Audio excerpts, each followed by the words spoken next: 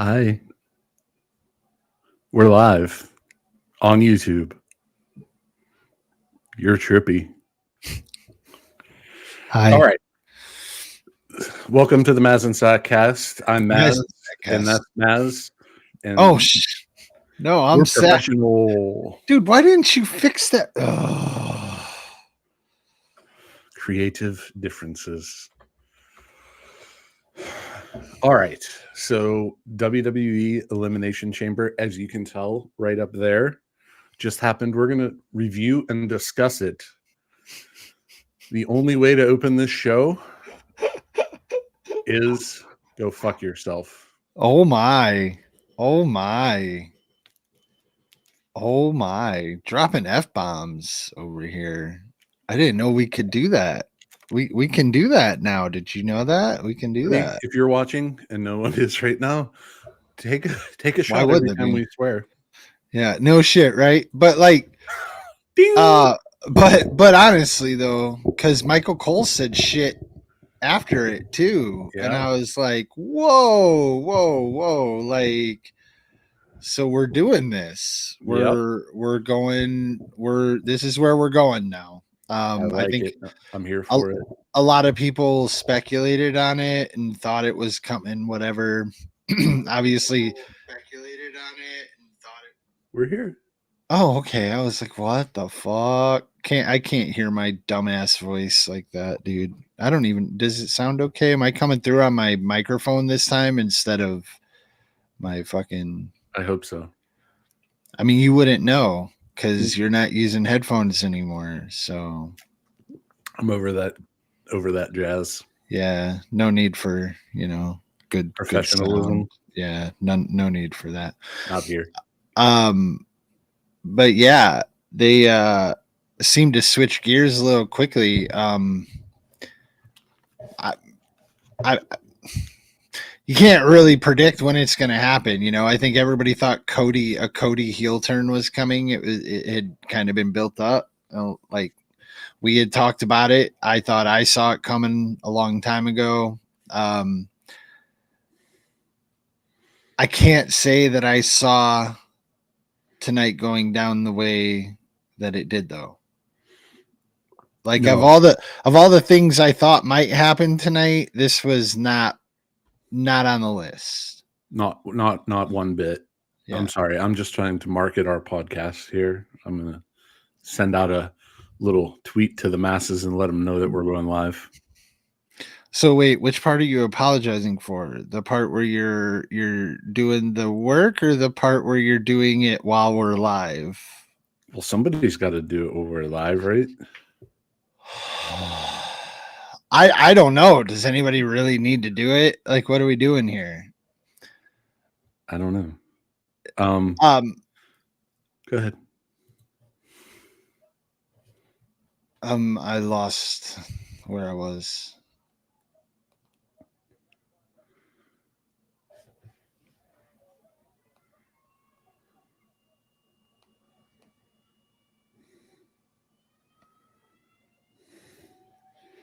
Hi. How's it going? I'm good. Fantastic. So let's get into it. I hate Elimination Chamber. It is the worst concept to me that WWF puts out every year. But I loved tonight's show.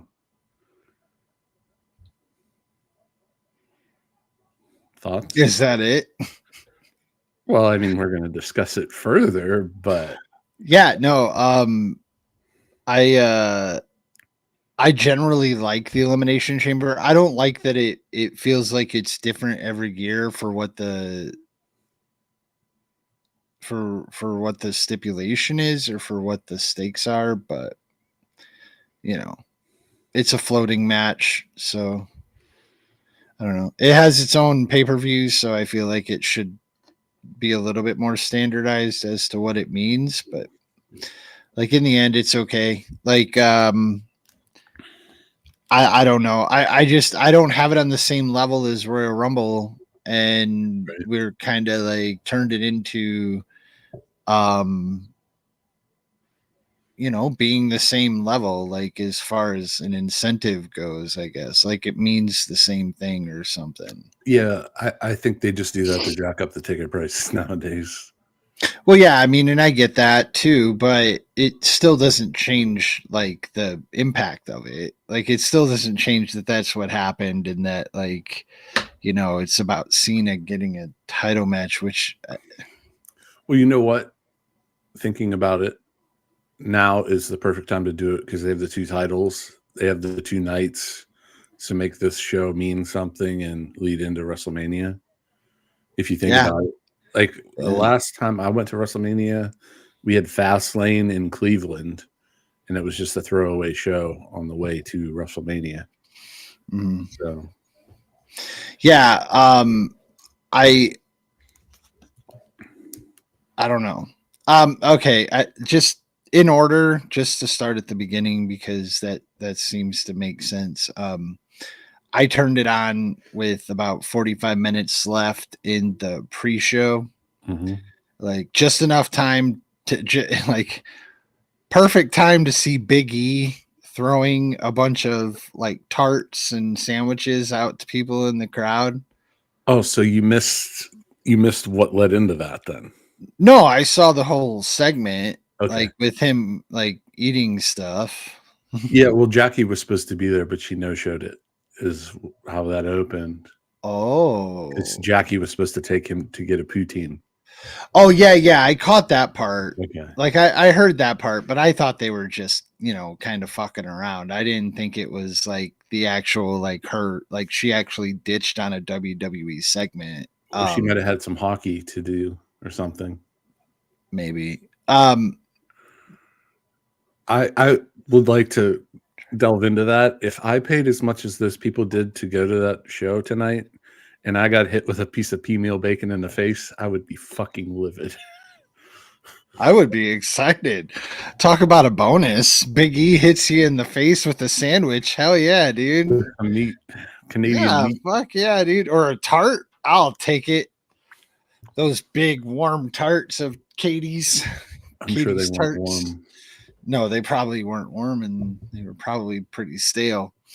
No, that's when I turned it on, and it was I mean, this show, this product, the pre-production, the pre-show shit, like for so long it felt like they were trying for something that they weren't quite capable of. And like even going all the way back to when the network started, and they did the first pre-show for WrestleMania 30, like it felt hokey at times, and over the course of the PLE change, going to Peacock, all these things, like it's taken a few years, but they have figured it out, and they've gotten like right now they kind of have lightning in a bottle with the people that they have and the energy that they all kind of bring together. I mean, it's not going to last. I've kind of told my kids, my boys at this point, like, you really like try and appreciate this while you're watching it, because this is like, they joke about it being a golden era, but with the talent they have, like there are so many, like it's really hard to find a weak spot right now. Like it's really hard to find a weak spot. I mean, you can obviously like Nia Jax. Well, here's another thing. You had another pay-per-view without Roman and Cody wrestling. Yeah, I mean, you get Cody for the payoff at the end though, so it's hard to. But yes, and no Gunther, no Right? Gee, No Rhea really. no, none. She showed up. Well, she showed up for the little gimmick at the end of the match, right? Yeah. But like No Charlotte Flair. No Charlotte Flair. Yeah. Like and so you're at this point where you can put on a show of that magnitude, because I'm telling you, man, I'm 100% in agreement with you. I thought it was fucking fantastic. Like we loved it. It like from start to finish too. It's not just oh, the ending was cool, which I'm not getting to yet in detail because I do want to work through it like we normally do. But like, no, it was definitely like it was great.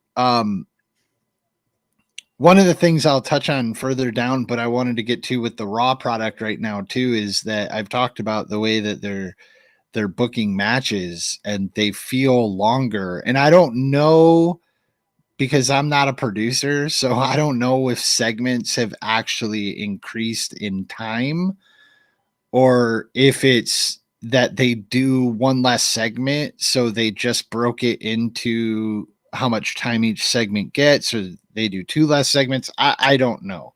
I'm not going to pretend to know, so I'm just going to say I don't know. But the way that the matches have been built, and you saw it a couple times tonight, especially with Kevin Owens and Sammy, like they're doing something different where like you have this anticipation in your head of when a WWE match, the way it was booked during Vince's entire run, like when it logically is coming to its end. And then like, oh well, now I know because they swerved here, this like this is what's going to happen. And they're pushing past that narrative break. And more when I'm watching matches, especially on Monday nights, but tonight it happened too. I'm like, ooh, like I really thought that's where they were gonna finish, or that's what they were gonna do. And then the match keeps going.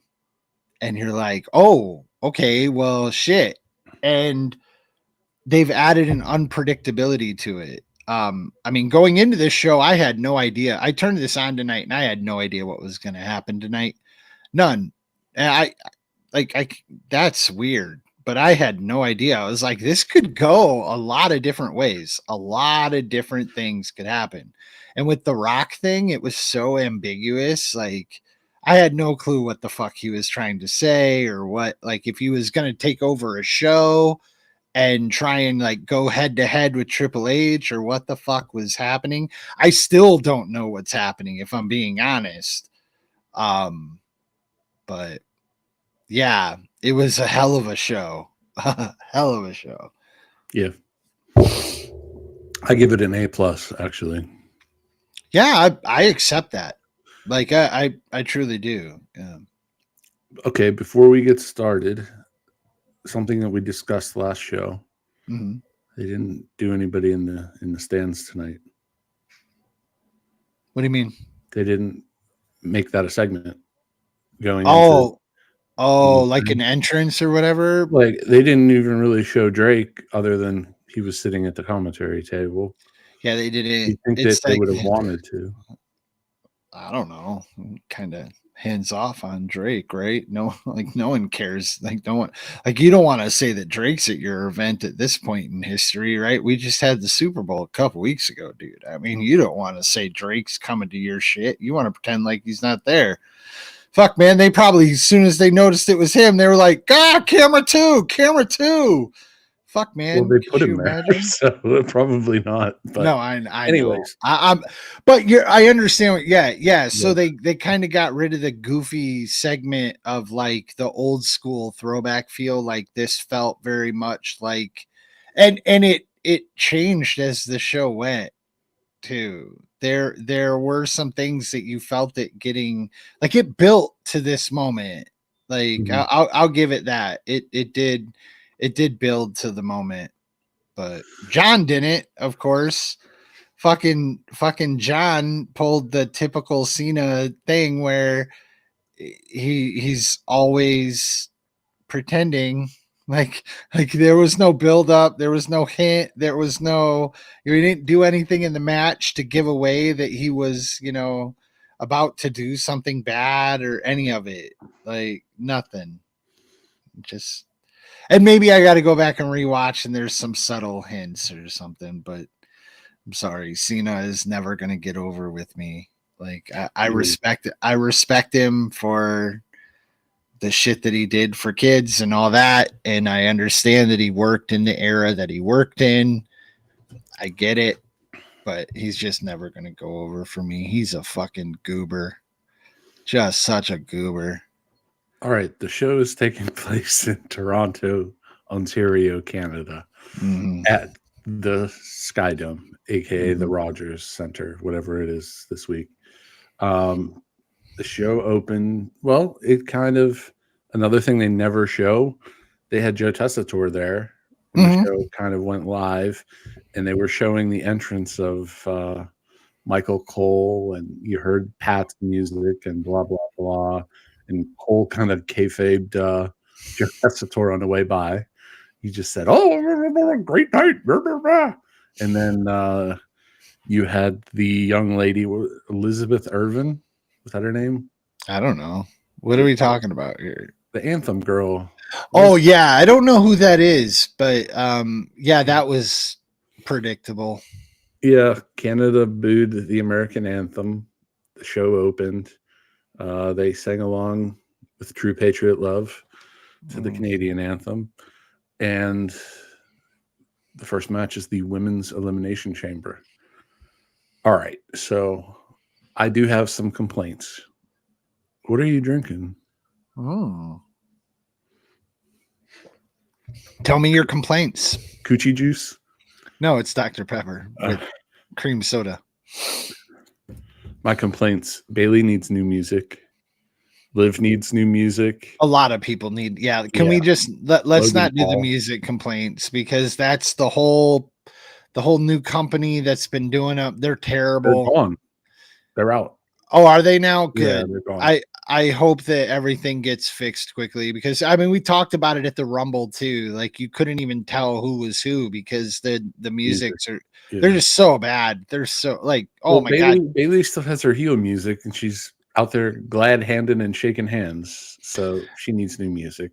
Yeah, it doesn't scream Bailey. It doesn't work. Right. Like, it's just not. Yeah, so many issues with music right now for sure. But okay, complaints.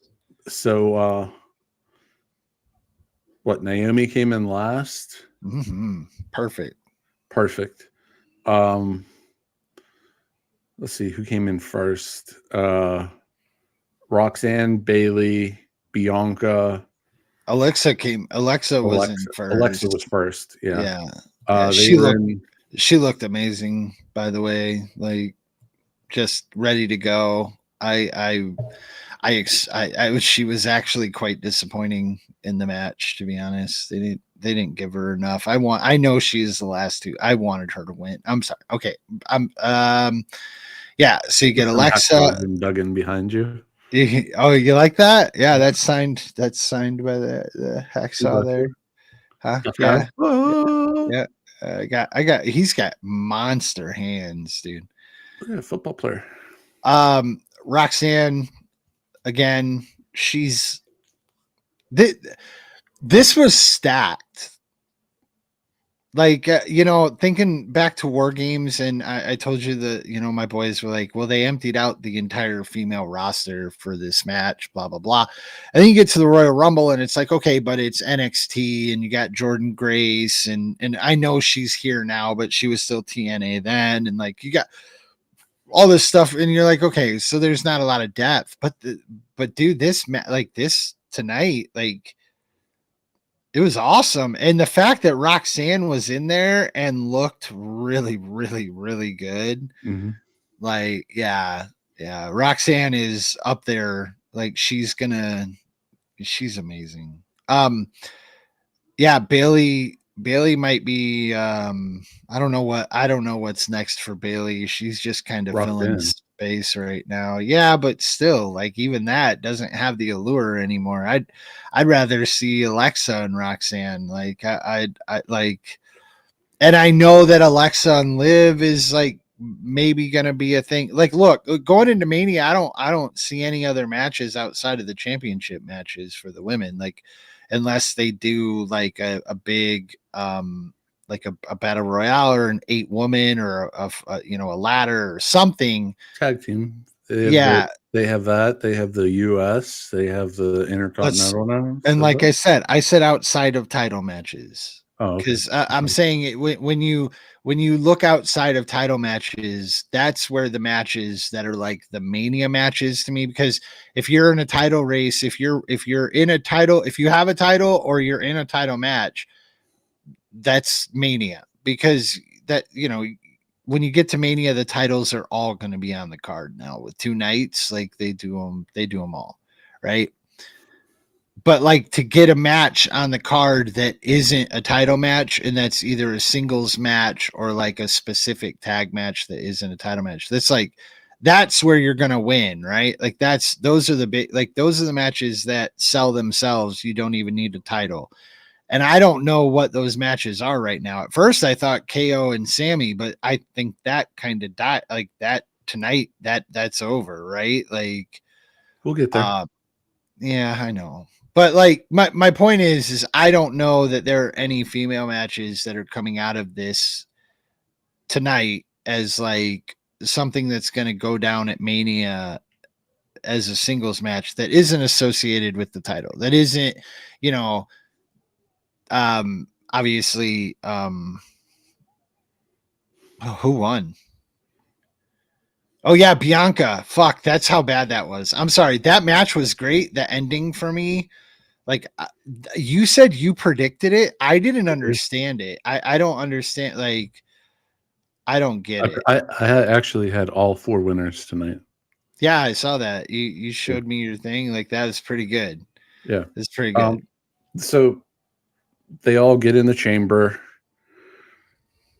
and I don't know if they closed the chamber or didn't, but Jade's music hit. Jade comes in. It was Liv and Naomi, and everybody thinks that Liv beat up Jade, but Jade goes to swing at Liv and moves to the side and beats the crap out of Naomi. Looked fucking $1 million. Oh, dude, Jade looked the best she's ever looked in WWE, hands down. Like I was instantly like, dude, she looks different. She looks like they made her look kind of mean, like evil looking. Like there was something about her, dude. She came out pissed. Like, and I mean, I kind of thought it, like I called the Naomi thing. I think a lot of people did, but like, and I thought they were taking too long to pay it off. Turns out they paid it off perfectly. I thought they were gonna do it going into Naomi's qualifying match, and they didn't. And I was like, okay. But what I found very interesting is that, and this goes back to the culture change in the way that they're making it feel more like a typical sporting event instead of the anything goes. We're in the world of wrestling, so we don't adhere to logic. They didn't pull the Edge, knocking Kofi Kingston out and just taking his spot in the match and everybody just going along with it. You know what I mean? Like he was going to come out. I mean, they did the right thing and they just said Naomi's eliminated. Like she just is incapable of competing, and Jade still walked to the back instead of taking her spot. And I was like, okay, so that's a clear adjustment from the typical WWE logic. Like they have used that exact moment and that exact thing to put someone else in that spot and just to act like the rules don't matter. And they just did it last month with I Show Speed and Akira Tozawa at the Royal Rumble, right? Yeah. They found I Show Speed. Now, obviously, that's a bit of a different situation, but like I liked it. I thought it was. I think they're doing some good shit with the little things, the things that like maybe people don't even notice, but a dork like me is like, oh, I see what you did there. And I know the patterns because I've watched it for so fucking long. Like, and the patterns are just shifting just a little bit. And obviously tonight there was a big shift. We're not there yet. Yeah. But. Well, talking about an ode to something. Jade slamming the cage door on Naomi was an ode to World-Class Championship Wrestling when Michael Hayes did it to Kerry Von Erich. Yeah, I mean, I think a lot of people have slammed cage doors on people. That was the one. Oh, that was the one? That was the specific. Hey, I love it, man. I love that she dug that deep, man. I didn't realize she had that kind of knowledge. If you watch the post show and they interview her, she's going to say, that was for the Von Erich boys. Yeah, Von Erich. Their comeuppance back. Yeah. Yeah. So the match was good, right? Like Mhm. I think we already talked about that, but the match was good. I'm trying to look just through my notes real quick to see like the There was a whole. couple spots. Yeah, there were a couple spots. That's why I'm looking through my notes at the spots I wanted to talk about. First of all, before I do that though, I just want to give an overall like another. I think every time we do a show I do this, but like I have to give a nod of appreciation to Liv Morgan. She just keeps getting fucking better and better. Her heel work in the ring is like her in-ring psychology is second to none. And that's like not just the females, but she everything she does, her expressions, like and she pays the fucking price in there. She's the fucking workhorse, right? Like I was shocked that she didn't come out in a fucking that she actually got a pod tonight because I thought she'd just, it'd be no, Well, she didn't. She didn't, did she? She didn't get a pod, right? She was the first one out with Naomi. She watched her and Naomi. yeah, like she didn't get a pod. Again, that's what I meant to say. Liv, again, doesn't get a pod. Royal Rumble, she has to be the first one in the ring. Like She was a workhorse last year too, I think. she is a fucking workhorse and she looks amazing doing it. And by the end of the race, but dude, I'm not just talking about like physically looks, like attractiveness. I mean, like when you watch the product, the way what she's putting over in the story, she's doing an amazing job of it, like at all times. And then by the end of the match, dude, she was beat to hell. The hair. Absolutely, dude. The hair was like whipped all the way around her through I her don't think that belly. was the hair. I think that was the rope. You think that was she got that yeah? little DDT kind of You thing think on that's her. what it was? Yeah. And after she got the hair whip, she kind of had a pretty fucking awkward fall off the cage too. So I wondered how she landed there, but she had damage, and she had damage on her legs. She had damage on her back. She took it all, and then in the end, she doesn't go over. And it's like I know she like I didn't expect her to win. I'm not saying I expected Liv to win. They just put the tag belts on them. Obviously now Bianca and Naomi aren't coming back for the belts. Mm-hmm. So, there gets to be a whole other thing there. While you were getting into the psychology, mm-hmm. I think we need to change Liv's name now on the podcast. Liv's the Snake Morgan. No. Why? Because she's the psychologist now, like Jake the Snake Roberts. God damn it. All right. So here's my complaint with the match, just so we can keep her moving a little bit. Because I did, and it is about Bianca winning. It's not so much that Bianca won, because first of all, I don't see why she deserves to win. Like, but that's a whole other conversation. It was the way it happened. She what'd she walk through? She walked through a code breaker off the top rope. Like she no-sold a fucking code breaker off the top rope. Well, they all did. I mean, Roxanne got taken out by it.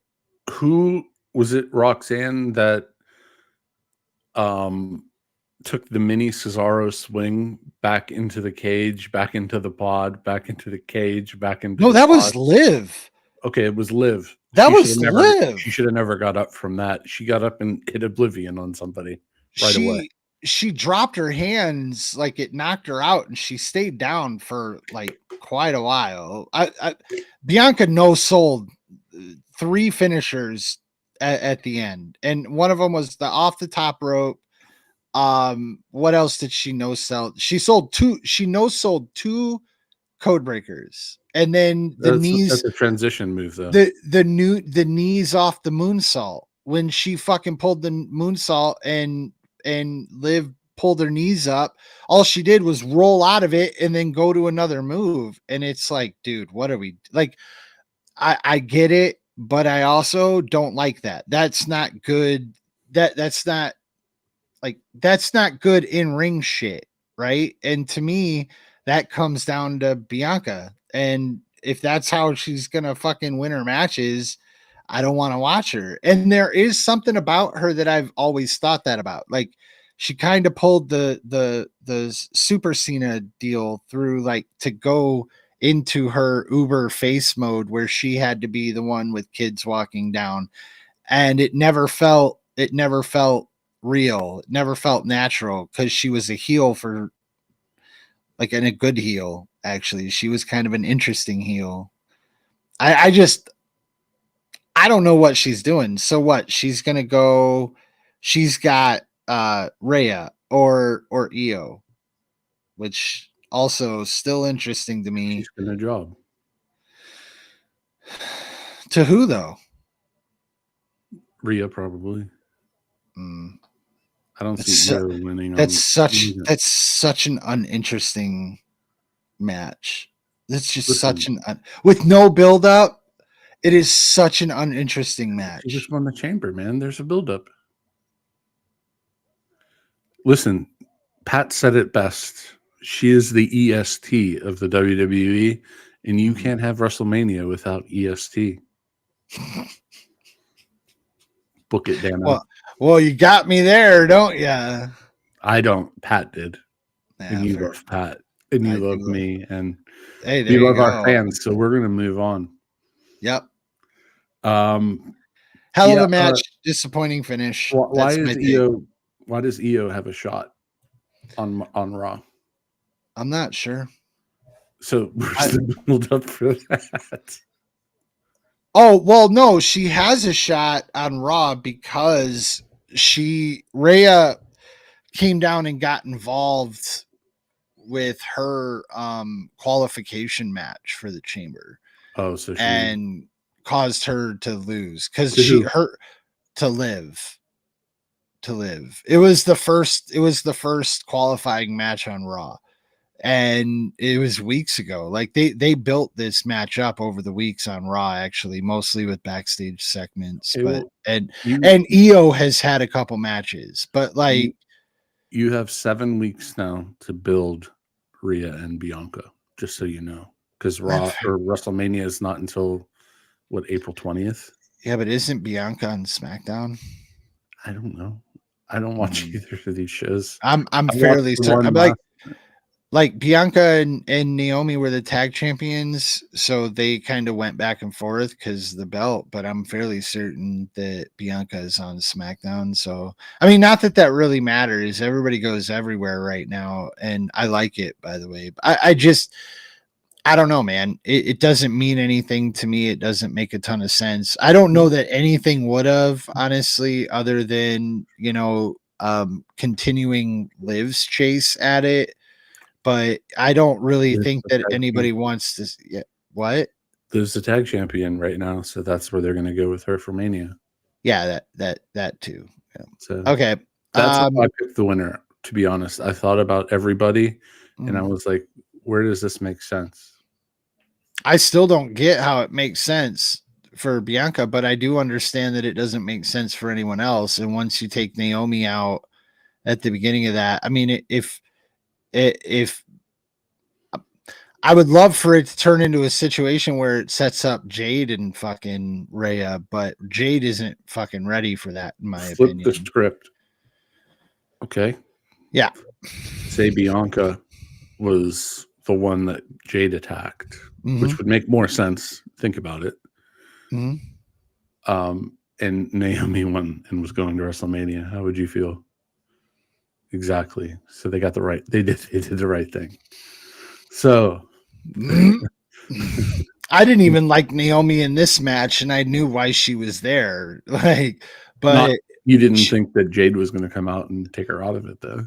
I didn't necessarily think that, but I thought that they had to pay that storyline off at some point. And like I said, I had already, I was one of the people that thought Naomi was the one that did it. So I figured it was going to rear its head at some point. I didn't think it would happen before the match even started and Naomi wouldn't even get to participate.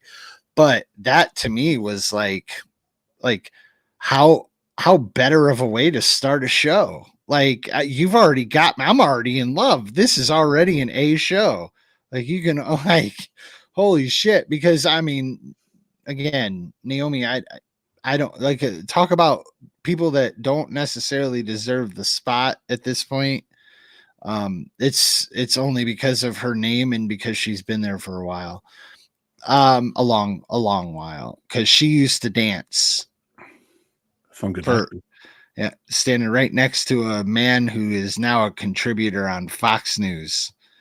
Okay, so moving along, we're not going to talk long about this. Candice and Nia, they came out looking like things that I can't say without feeling bad.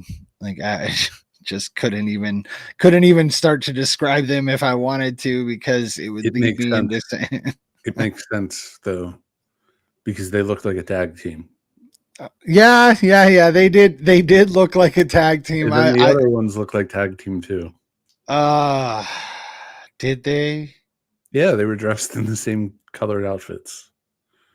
Yeah, they were, and they kind of look like carbon copies of each other, but which actually is kind of interesting to me when you think about it, because Tiffy looks so much more athletic, and like Trish was she was a phenomenal bikini model, fitness model. That's the word for it. And now you look at Tiffy and you look at the two of them next to each other, and it's like, holy fuck, because Tiffy just looks like she could pick her up and throw her a mile. And it's I understand. I understand. Okay, Trish is Trish. I get it, but Tiffy looks great. I was going with the kink factor. Oh, but Tiffy looks great. It was mother-daughter. Oh my God. She looks so strong. She looks so strong.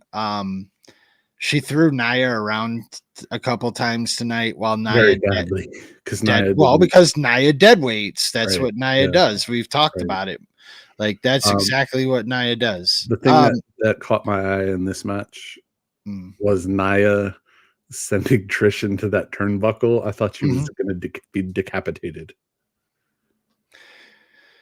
Dude, what about Nia grinding up against Tiffy's neck, like while she had her in between the ropes? I was like, the ode to Rikishi?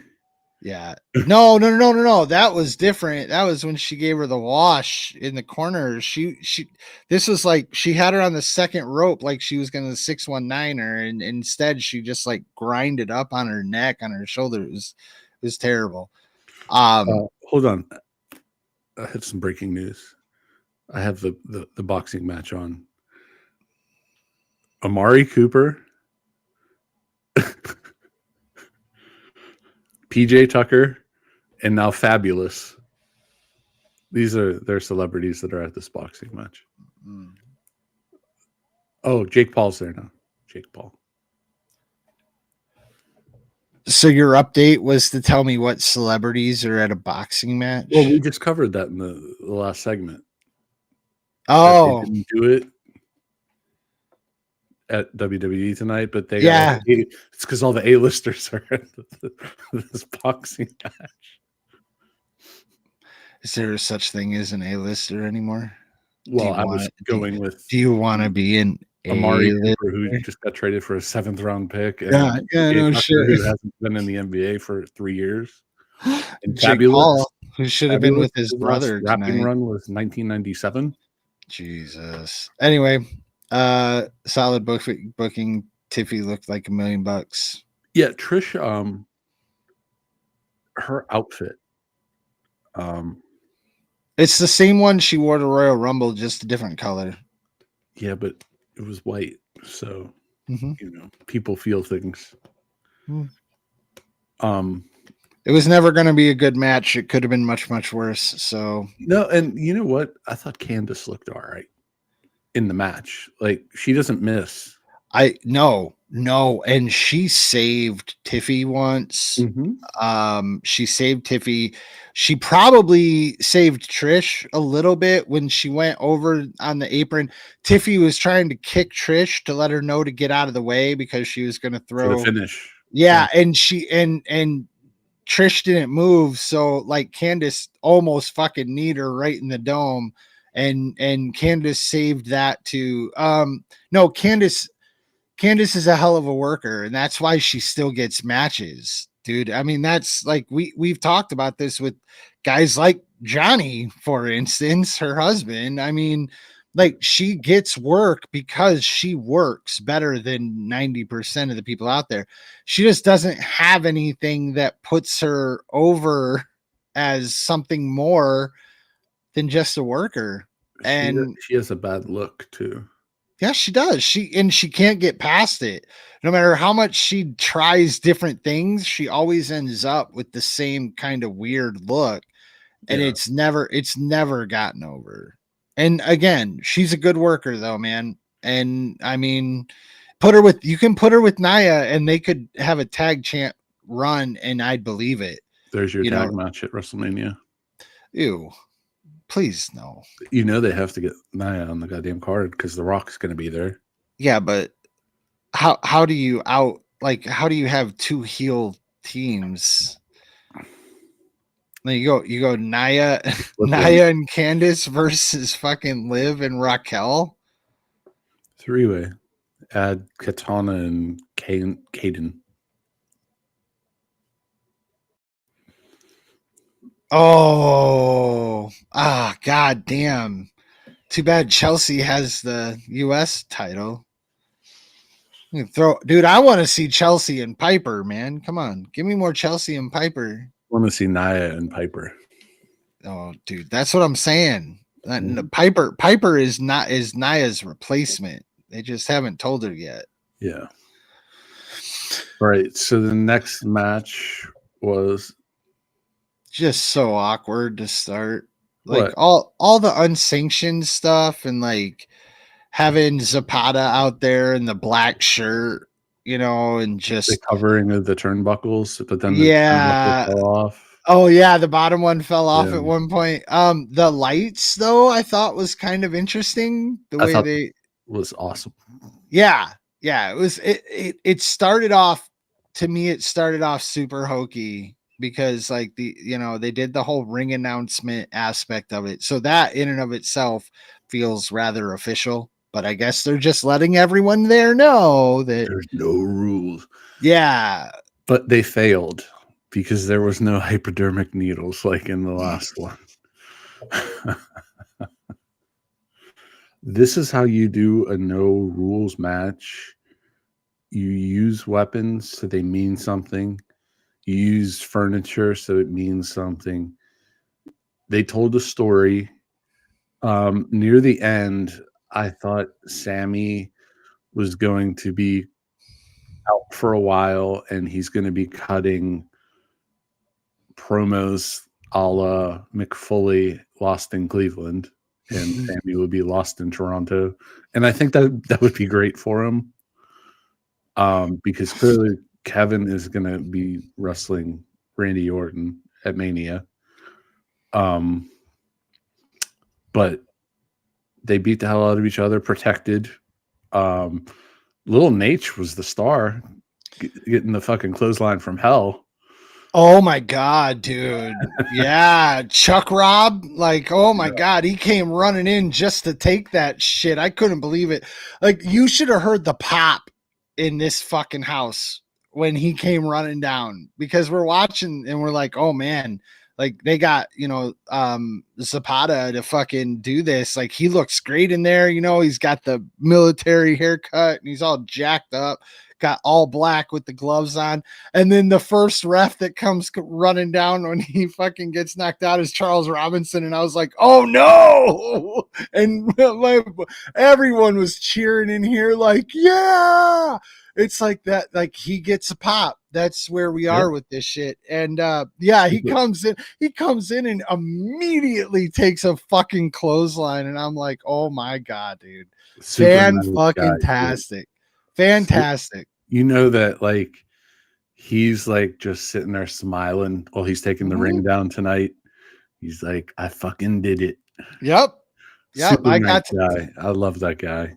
Got to take another bump.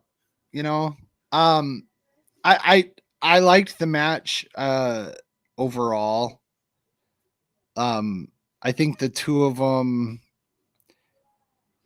they go to levels that no one else could go because they make it look like they're going to levels like that. That's the thing. So like when when Kevin stacked the second table up, I had a moment where I legitimately cringed because I was like, I don't necessarily know how I feel about whatever spot we're going to see here, because two tables on top of each other, it's unstable, right? And it's just like, I'm an old man. Like I care about these guys. I don't want them out there risking and I know they're professionals, I get it. But when you stack two tables up, I was like, "Oh my god!"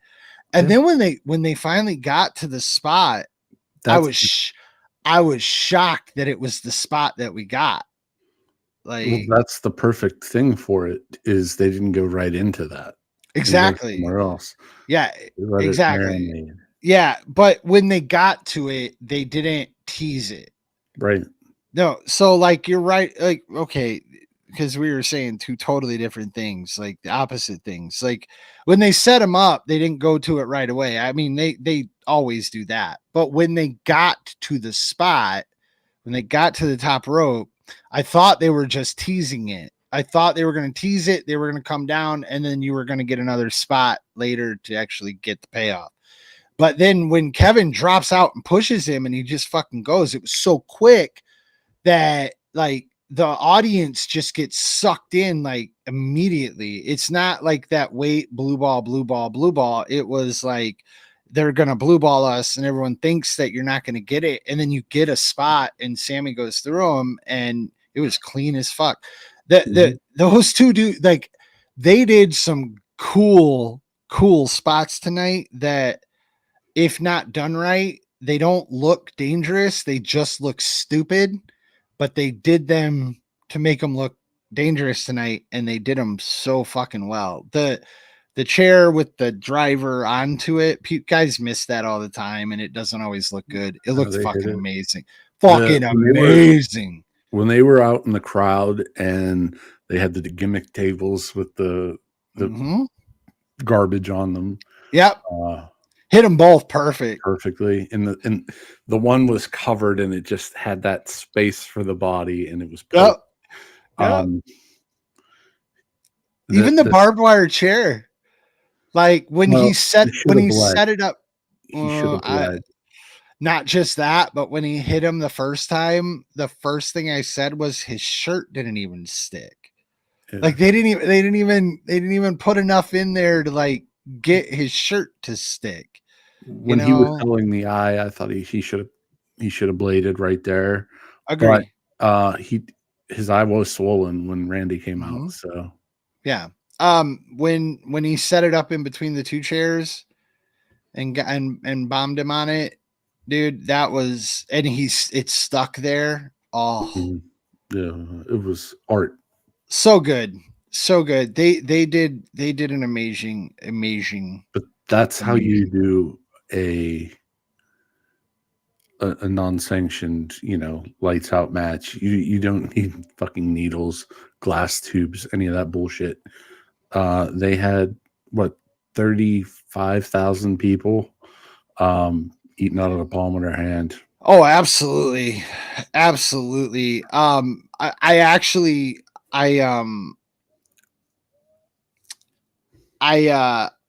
initially was like, wow, the ending felt kind of rushed, but it really didn't. He just had to put him away. I mean, there were two false endings that really should have been endings, and once he got there, like it didn't feel rushed after all. And then you get Randy, right? Well, that ending is how they began their feud in NXT.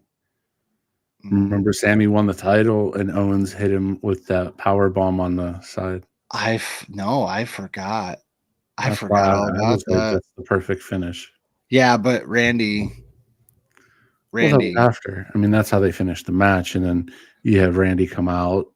The crowd probably should have sang a little bit louder. That's a big building, and it wasn't full, and it wasn't fully set up for wrestling.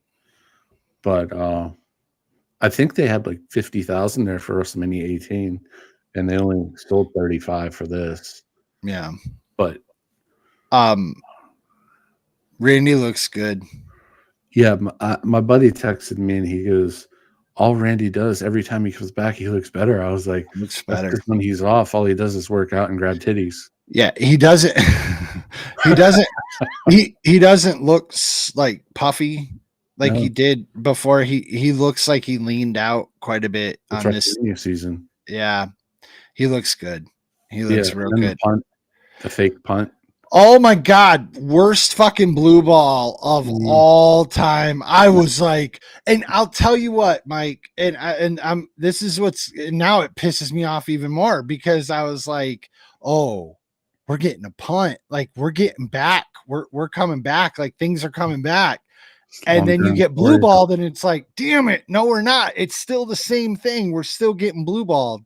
No, that was just to fuck with us, dude. Well, it was just to fuck with us. Kevin Owens teased the package pile driver 10 years ago on Cena, and now they're finally doing it. But if we get the punt right there, right, then what happens later in the night, we're all saying they did the punt earlier in the night. This was all building up to this, blah, blah, blah. And instead it's like, ooh, wait a minute, maybe not, because I'm looking back going, well, Randy still didn't punt. They still blue balled us there, and they bleeped out stuff during the Elimination Chamber. They did. So it's like they didn't build to it. Like it's still just a shock, and that makes me wonder what, like, was it? Like I don't know. I mean, you get Michael. You're in for that match, and there's no title now. Oh, for Randy versus KO? See, I don't know that I am. I'm going to be honest with you. I'm not, because not yet. I'm not saying I won't be, but what I'm saying is that Sammy and KO just put on like masterpiece. The problem with KO at this point is if he doesn't go up, just working with guys, the same guys over and over and putting on great matches is fun, but like, can he go on and do another great series with Randy? Because I mean, with no stakes. Well, what if Randy came back for his fucking retirement match at Mania? There's places to go with that though. I'd love to see KO retire fucking Randy. No, KO retires Cena. At SummerSlam. No fucking way. Yeah. At this point, KO is going to have absolutely nothing to do with Cena. They had the feud that they brought it up. And KO needs his title back. I don't have any idea where Cena's going with this. All right, let's get into it. No, we can't yet. We're not even done. We haven't even gotten into that. We got to do the final match first, right? Well, yeah, that's what I'm saying. We'll get into. Oh, okay. So after KO wins and Randy comes out, it was at that moment that they start showing the backstage, like, well, after the commercials and stuff, they're showing all the guys that are going to be in the Elimination Chamber match. And it was at that moment that I realized we were going to end the night with a fucking promo. Yeah, you texted me and said, we're going to get a promo. Yeah. Well, I mean, it's a pay-per-view. It's a PLE. Like, are we really going to end these on fucking promos, dude? Well, this wasn't Stone Cold hugging Vince. Let me tell you. No, it certainly wasn't. All right. So the main event time. Yeah. So this is why I do not like the Elimination Chamber. Okay. People have to lose. So Drew, Damian, and Logan looked like absolute dog shit. It is reminiscent of, what was it, Starrcade 89, where they did the round robin tournament in one night, because it killed the Samoans. Who was the other tag team? It killed Muda in the single, because it was Flair, Sting, Lex, and Muda. Muda went 0 for 3. The Samoans went 0 for 3. Doom was the fourth tag team. It was the Steiners, Doom, the Samoans, because Cornette said, "We want no parts of this. We're not jobbing 3 times." But it was the Road Warriors lost to the Steiners in the final match, and Sting beat Flair of the thing.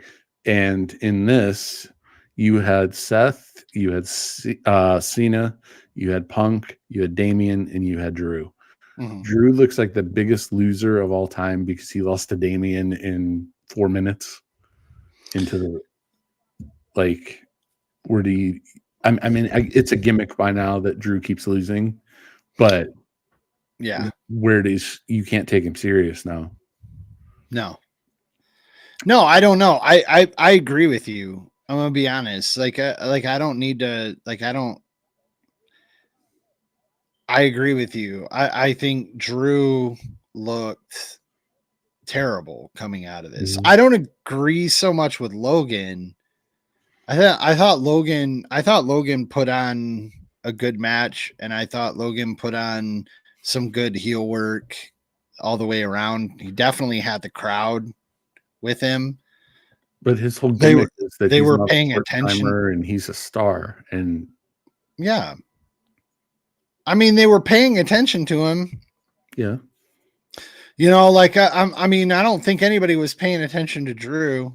I don't think anybody was paying attention to Damian Priest. Damian Priest is now flatter than a plate of piss. Oh yeah, dude. So gone. So done. We hyped him up all summer, and it's, yeah, we did. And his, tonight was really where I was just like, he does not fit his gimmick. He it's like Moxley all over again to me. It's like a dude who is trying to be something he is not, and that's okay, whatever. And if that's not true, I apologize, Damian, or whatever they are now at the Sheamus level. They're big guys, and there's nowhere good for them right now. But these are guys that I don't think have, I don't think either one of them, outside of a gimmick match or like a big tag or a gimmick of some sort, they don't have anything to do come Mania. So, and that's okay, because this year I don't see anything, there's no openings for them. It just doesn't, and that's, dude, that happens, man. There's only so much every year. That's why you want to work your way into a place where you can be. And Drew couldn't hold it. Damian couldn't hold it. It's not like they haven't had runs over the last 2 years. They both have. If they do the international crap this summer, you could have had Drew versus Gunther, but now it ain't happening. I mean, it still could. I don't think it will, but I don't think that, to me, you can never say it's not going to happen just because he doesn't have momentum now, because once we come out of WrestleMania season, everything resets anyway. And you look for guys to come up and everything else. And to be honest, everything's so unpredictable right now that I'm not in the fantasy booking world when it comes to WWE right now, because it's like, dude, predictability used to be something that you wanted to find. And I think now you don't, because they're doing so many different things. They're keeping a lot of things vague. I mean, up until this point, I mean, it's WrestleMania season. It's WrestleMania in what, 6 weeks, you said? 7 weeks. Okay. So it's WrestleMania in 7 weeks. We know our four title matches. We know all 4 of them. I'm actually looking it up right now on Wikipedia. That's crazy, I mean, you're obviously going to get Seth versus Punk. Maybe there's something else involved there. Maybe I mean, there's still a Paul Heyman situation that we don't know what it is, and from I don't know anything more about what The Rock is in for here. Okay, I still don't know. Okay, match. We're still in the match. Okay, so where did I get blah blah blah blah blah blah blah blah blah blah blah blah. So we're at the three jobbers are out, and it is Cena, Punk, and Logan. Drew getting Seth. Drew getting rolled up by Damian was oddly satisfying for me. There was something about that I was like, I actually really, because Damian I thought was like the worst of the two when it came to their title runs, but Damian I liked better. Drew just man, I want to like him. He looks so great, but his attitude, it just COVID fucked his whole career. Yeah, I'd like to see him. I would like to see him be a chicken shit heel. Like I would like to see him turn up the chicken shit instead of being the guy who pounds his chest and everything. I'd like to see him like start to be a little bit more cowardly, a little bit more like, yeah, yes, yeah, just like desperate, mean, fuck you. Like I'd like to see him be a little bit more like, instead of being a whiny bitch about it, like coming back, like, but that's just me. He could cut a promo on Raw on Monday and just go crazy and just annihilate a bunch of extras, and maybe that would be good for him. Maybe. Did a good spot with Logan going off of Punk's pod while Punk was still in it. I kind of liked that. Yeah, almost like he was teabagging him. Punk putting Logan to sleep. I actually think that you might see Logan get involved in what you're talking about, Punk and Seth. I actually think that might be like Logan might get involved there. Because Logan's got to have a spot too, and Logan is going to get a decent spot. Just being real. So I could see Logan getting involved with Seth and Punk. I don't know if that's good or bad. I don't know, but Punk and Logan seem to be getting a little bit of a fire started between the two of them. If you buy into Logan being the full-time guy that he says he wants to be now, I mean, put him in there with Punk, see if they can't make some money. I don't know. Punk and Cena with the hug moment. That was weird. I actually really liked it. So, I did too, but then they went back to it at the finish. Well, they went back. They acted like they were going back to it at the finish, and then he swerved him. But I liked it because, I mean, and then with what happens, it means even more, because Cena is telling Punk that he's fucking sorry as he's choking him out, and then he fucking swerves with Dwayne. And like, to me, I'm sitting there going, God, here we go again. Like, this is a metaphor for Punk's whole career. Cena is fucking big timing him, like right here to take his spot at like, here we go again. Punk is not going to get a main event spot at Mania, and it's because of fucking The Rock and Cena. And it's so screwy because now is the perfect time to do it. This is the only time to do it, dude. Like, Punk, what do you have left? Like, how many more years do you really have Punk for him to be a viable main event? And he's been healthy for 6 months. Yeah, and he'll only be healthy for maybe 2 more tops. Right. Like he'll probably go have a surgery after Mania. So it feels, there's something about it that makes me wonder if that's part of the plan. Wouldn't it have been great? All right, we covered it. Cena won. Cena won. Okay, if we've gotten to this point, we've talked about this. John Cena beats CM Punk. Yeah, wins. Choked him out unconscious, basically. Because of Rollins, by the way. Because Rollins hit him on the way out with the curb stomp. Yeah.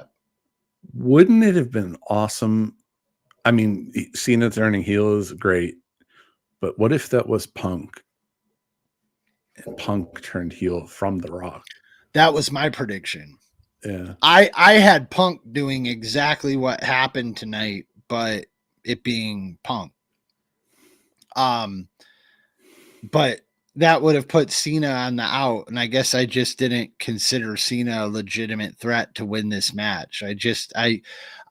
First of all, I don't understand why Cena needs it to get the match, quote unquote. Doesn't he tie or pass Ric Flair?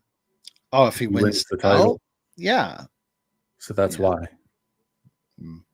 So Cena sold his soul. Yeah, I get it. And I the imagery part of it, I'm not really going to go into right now because, like, I'm going to let it play out a little bit longer. At this point, I kind of feel like The Rock, like, had a thought and decided to say something, and he went on TV and he spoke one night and he just said, "Okay, I went out there and did something. Now let's make it work." And now they're just making it up as they go along. Here's the thing about The Rock. What was the movie? Get Shorty. Mm-hmm. Did you ever see that movie? Yeah. Oh yeah. Where he's the gay cowboy or whatever. Well, that's the sequel. Yeah. Okay. Get Shorty. I don't know what the movie is, but Get Out. Yeah. Oh, I know. I don't know that one. Get Out. The sequel to Get Shorty is Get Shorty 2, and he is he plays like a gay screenwriter guy or something. Yeah. Like, now he's a gay pimp because that's what he looks like. He came out. Who was it? Travis Scott. Mm-hmm. And Travis Scott was drinking a White Claw on the way out. Like, I don't know what that all was about. So my boys are sitting here with me as we discuss all the time when we watch these shows. Mm-hmm. And to them, Travis Scott is, one of them, like a baby eater, as they say it. Like, he represents like the evil side of what elite culture is right now. Oh, really? He uses, devil imagery in all of his stuff. And I only know him from the Travis Scott meal at McDonald's. Yeah, no, dude. He's like super into all the ritualistic, like, visuals and everything. So it goes right along with the evil aspect of it. And like I explained to them, like, there's a lot of shit about The Rock when it comes to like the more deeper rabbit holes of the internet. And The Rock is one of those people that anyone that has any like knowledge of things like that, like, he's not a good dude. Like, nobody looks at him and thinks he's a front. Yeah. So with Travis Scott involved, to people like us, we're sitting there going, okay, this is either like a legitimate initiation ritual for Cody, and John is part of it because, John's already done his, and because they're really going over the top with it, and The Rock is just steering into some of this shit that a part of the internet says about him, basically, that he is this Satan worshiping elite who, does all these crazy things and shit. And he's just steering into it, at least I hope, because, like, I don't want anybody to be these things in real life. Like, I always hope it's all just hyperbole, right? So, like, he's steering into it, or that's really what's happening. And, Cody's really getting his moment in the sun, and we're going to get the torch passing, which we get all the time. And that's okay. It is what it is. But in the end, for whatever reason, it was super ominous and it felt super dark. And he did steer into the soul aspect of it. And dude, there were 2 camera shots. Like, I talked about this with the Royal Rumble, I think it was too, where I was like, yeah, there were a couple different moments where I was like, it's almost like they set these spots up specifically just for the camera shot afterwards. And there were a few of those moments, but oh my God, when Cena fucking hugged Cody and like looked at The Rock, and The Rock goes, and I'm like, what? Like what just Cena's eyes happened? turned. Yep. Dude, it was like I screeched like a little fucking girl, and my twins were like, settle down, jeez, like come on, calm down.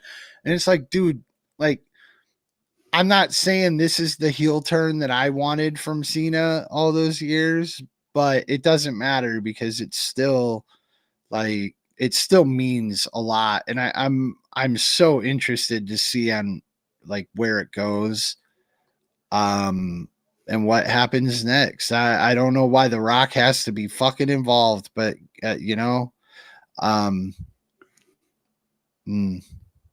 I'll tell you what though. What kind of pisses me off about it a little bit to myself as I'm take notes the whole show, everything else. We've discussed it, relived the show a little bit, rehashed some of the memories. I think the thing that bothers me the most is like in the end, Cody drops an F-bomb, and it's like I'm sitting here writing my notes, and I'm like, I get what The Rock is going for. It just isn't. He's just not putting it together very well. It's kind of cringe. It's kind of clunky. Cena's hyping Cody up in the background, and then Cody drops the F-bomb, and it's like everything changed. Mm-hmm. It's like everything changed in that moment. And I like the next words I wrote down is a combination of things I can't believe I'm seeing. And like from a professional wrestling fan aspect of it, that's kind of how I felt. Like you got The Rock out there pulling John Cena's strings. Like, I mean, John and The Rock, like, kind of famously don't like each other, don't respect each other, even as performers. They've never been fans of each other. Like John's a Toretto, Jacob Toretto, and Willie Hobbs.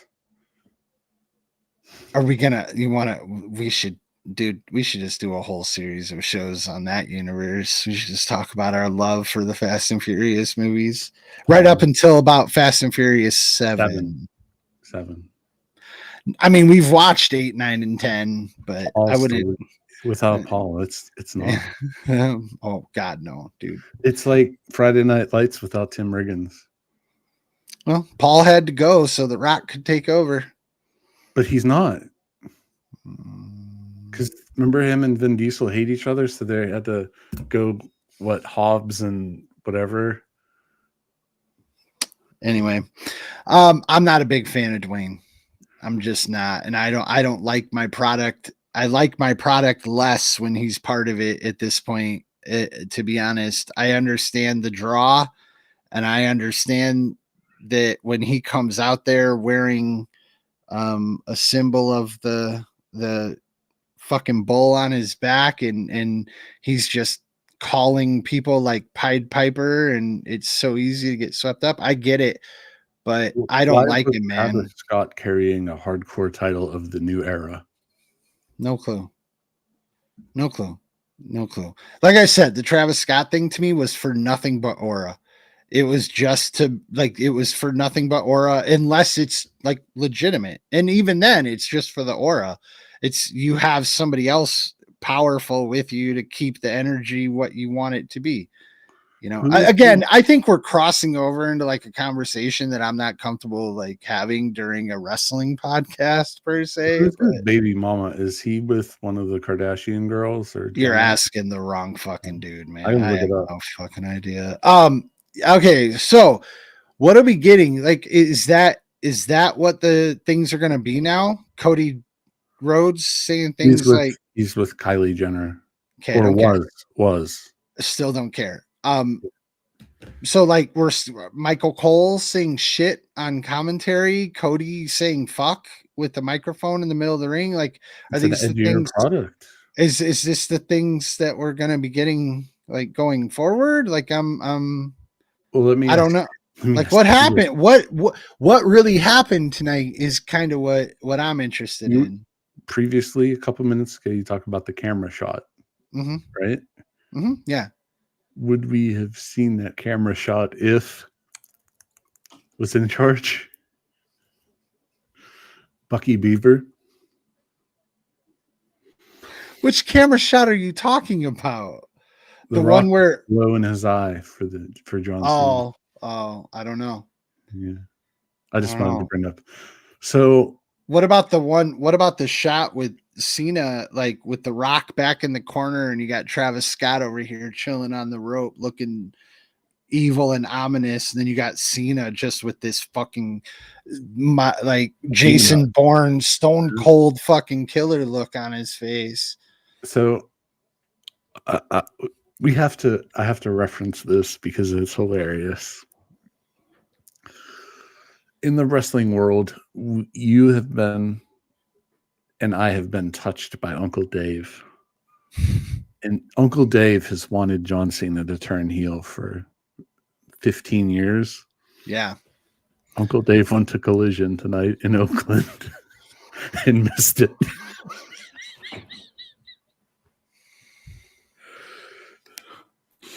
Well, that's what he gets for being an AEW payroll. Isn't that not the funniest? No, that's what you get for being on the AEW payroll. All right, so serious question going forward. My eyes saying that. Do you think we're getting more of this? Do you think this is the way it's going, or do you think this was like for the sake of the heaviness of that promo, it went somewhere else? I think as a whole package to turn John, I didn't know about the symbolism and all this Travis Scott guy. Most people don't. Well, yeah, why would you? But what they're selling shirts that said "I want your soul" with The Rock, so it all makes sense. And then Cena giving his soul for one last title run, kind of. Yeah. So, I mean, it's going to be interesting to see where it goes from here. But A plus show, and it got the shock value. I'm sure if you go on YouTube, that heel turn probably already has millions of views. Yeah, that's the thing. I'm getting lost in our conversation because once we start breaking it down, I have a tendency to look through it like just how I'm thinking about it. But from a product standpoint, like, yeah, tonight is going to be something that people are talking about. And the product has so many eyes on it right now. It's already so hot that almost 5 million views. First, Netflix Raw. And what you just did with the eyes you have on it now and the people you have talking about it, like it's going to be huge. There was people on my Facebook timeline that don't watch wrestling that were talking about it. So yeah. Cena, it's Cena. It's Cena, it's The Rock, it's the eyes. And I'm going to say this because people, there may or may not be somebody who watches this at some point, but as somebody talking about the product and encouraging other people to watch it and enjoying it, there is a little bit about this storyline and where it might go and what they're trying to do with the people that they're doing it with that is a little uncomfortable. But it's TV and it's entertaining, and I'm interested to see where it's going. But I'm hoping that they keep it like, man, when they jumped the shark tonight with everything that was going on in that ring, for everything it represented and all the people that were there and what was happening, to go as far as they did, I'm just like, I wonder what we're getting going forward. That plus, what wasn't the Epstein list supposed to be revealed yesterday? But I'm just saying, like, real world stuff, it all comes together.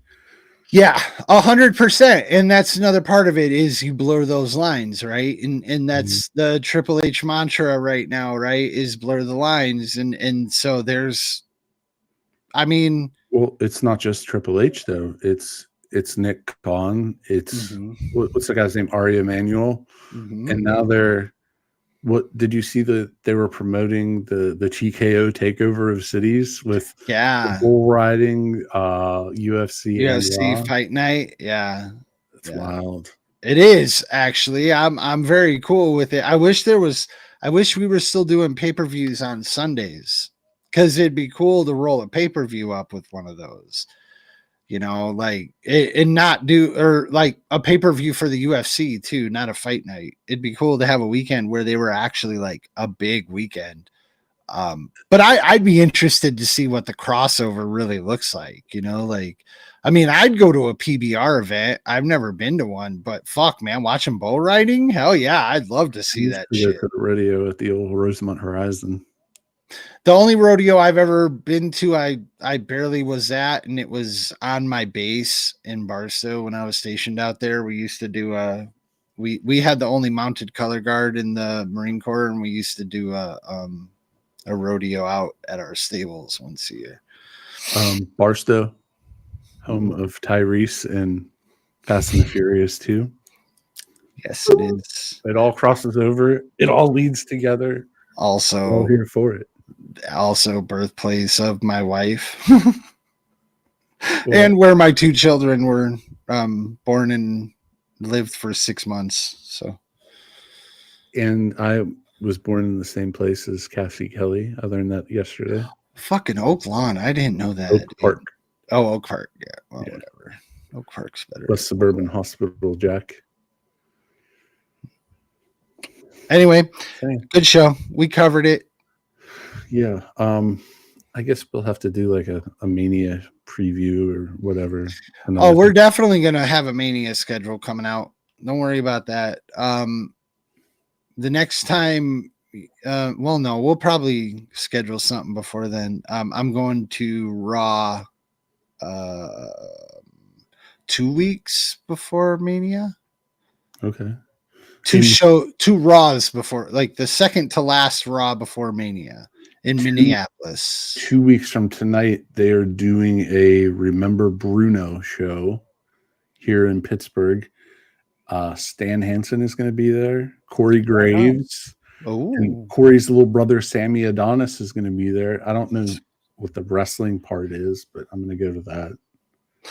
Well, I've never met Stan in person, so I'm kind of excited. We're going to be sitting third row. So I'm going to be camera side, hard camera. So I'm going to make sure I have a nice high Maz sign. You should have a Maz and Fatcast on YouTube sign. I don't know about promotion, but I'm definitely going to have a high Maz. You're definitely going to get on. Yeah, I would have to watch Raw then. I'm going to say hi to you on Netflix. That's how much I care about you. All right, dude. This was fun. It's always nice to cover shows. I love this shit. Yeah. Tonight was good, man. The product's in a good place.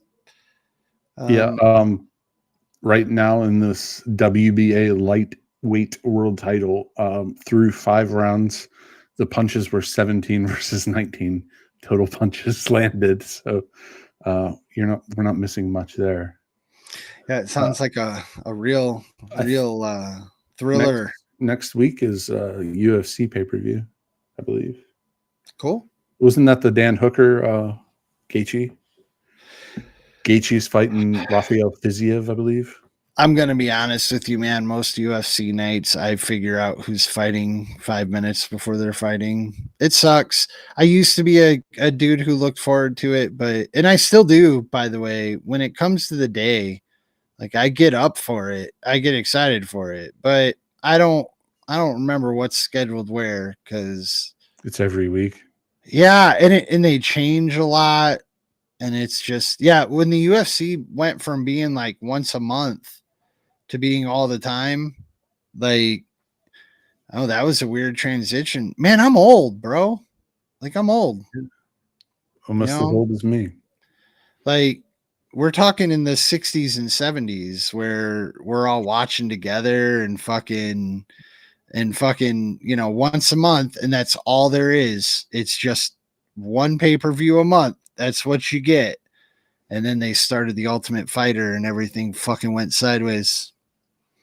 Fucking Nick Diaz showed up. Well, Nate, technically, because Nick was already around, but he was there. But it's Forrest Griffin and my man Stephen Bonner that changed the game. Well, I mean, nobody watched that first season until after that, until that fight. Yeah, that fight. I mean, but that fight, when they fought that, man, I'm sure you remember, it wasn't nobody was watching that shit at that point. But then after that fight, it was holy shit, oh, dude, I read Forrest's book when he put it out. And he talks a lot about that fight, and it's just he talked about how he had to wait for Stefan to slow down because he's just so slow and dumb. Dude, Forrest Griffin is a funny motherfucker. Anyway, Stephen. Huh? R.I.P. Stefan. Yeah. So. But yeah, it's different, and now it's all the time, and it's so much harder to keep the fighters I think WWE is getting in a weird place. We were talking about, so you have this show and you have you have Tiffy in a throwaway match. So you have one champion in a throwaway match. Cody shows up and so you have your big champion show up and get fucking trounced by a fucking board member and an old timer making his farewell tour. You get Gunther doesn't even show up, but right now he's getting dogged out by Yeet. Rhea shows up, and you don't even know if she's really going to be the title holder because her title is up for grabs on Monday. So she's not dropping that. No, but I'm just saying, they're still when it comes to booking, that's still how they're dealing it. That's still what it is. So anything's possible. She could still drop it, right? But you get my point.